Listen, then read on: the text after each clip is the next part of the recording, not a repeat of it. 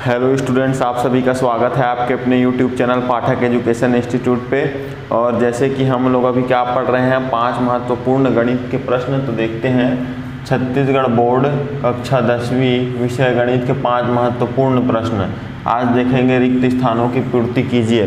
तो रिक्त स्थानों की पूर्ति कीजिएगा 5 प्रश्नों को देखेंगे। जब हम कोई प्रश्न हल करते हैं तो उसके थ्रू हम लोग और गणित में एक प्रश्न हल करने का मतलब उसी के जैसे और कई प्रश्न हल करना होता है ना।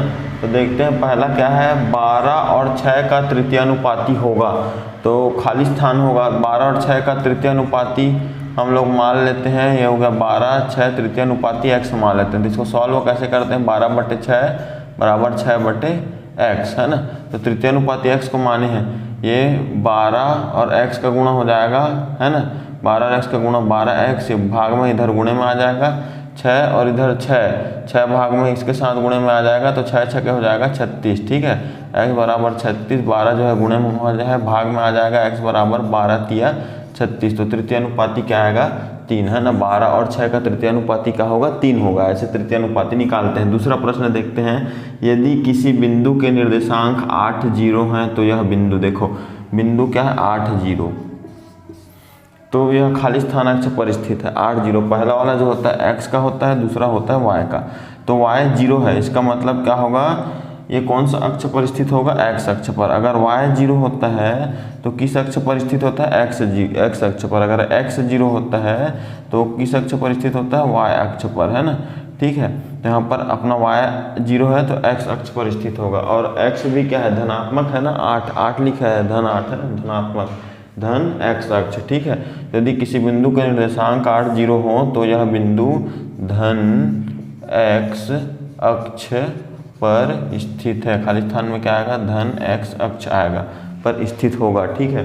तीसरा प्रश्न देखते हैं, साइन 90 - 45 का मान होता है। तो देखो साइन 90 - 45 पूछा गया, और साइन 90 - थीटा क्या होता है, कॉस थीटा होता है ना। तो थीटा की जगह 45 रख देंगे। साइन 90 - 45 क्या होता है, कॉस 45 हो जाएगा। थीटा की जगह 45 और कॉस 45 का मान क्या होता है, देखो कॉस 0 का मान होता है क्या, 1, और कॉस 30 अंश का मान क्या होता है, आप टेबल याद कर लेना इसका। कॉस 30 अंश का मान होता है √3/2, और कॉस 45 का मान होता है क्या, 1/√2, और कॉस 60 का मान क्या होता है, 1/2, और कॉस 90 का मान क्या होता है, 0। तो हम लोग को क्या चाहिए यहाँ पर, कॉस 90 - 45 बराबर कॉस 45 है, मतलब कॉस 45 का मान निकालना है। कॉस 45 का मान क्या है, 1/√2। तो यहाँ पर साइन 90 - 45 का मान 1/√2 होता है। तो खाली स्थान में क्या आ जाएगा, 1/√2 आ जाएगा, ठीक है।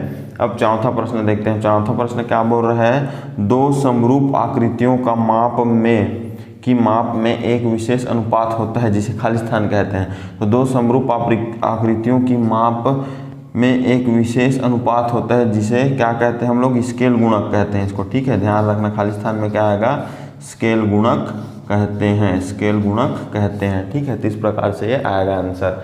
अब देखते हैं पांचवा प्रश्न। पांचवा प्रश्न क्या है, किसी वृत्त का व्यास उसकी त्रिज्या की खाली स्थान गुनी होती है। तो वृत्त का जो व्यास होता है वो क्या होता है, त्रिज्या का दुगुना होता है। व्यास बराबर 2 गुणित त्रिज्या, ये होता है ना फॉर्मूला। तो किसी वृत्त का व्यास उसकी त्रिज्या के दुगुना होता है ना। कितने गुनी होती है, तो 2 गुनी होती है। तो यहाँ पर 2 गुनी होती है, ऐसा आएगा, ठीक है। 2 गुनी होती है, ऐसा आएगा, ठीक। तो ये हो गया सभी प्रश्न का हम लोग 5। आज कल हम लोगों ने 5 सही विकल्प के प्रश्न देखे थे। आज हम लोगों ने 5 रिक्त स्थानों के प्रश्न देखे, और कल भी मैं 5 महत्वपूर्ण गणित के प्रश्न लेकर के आऊँगा। तो आप जुड़े रहिए, लगातार पढ़ाई करते रहिए, बोर्ड एग्जाम की अच्छे से तैयारी कीजिए। धन्यवाद।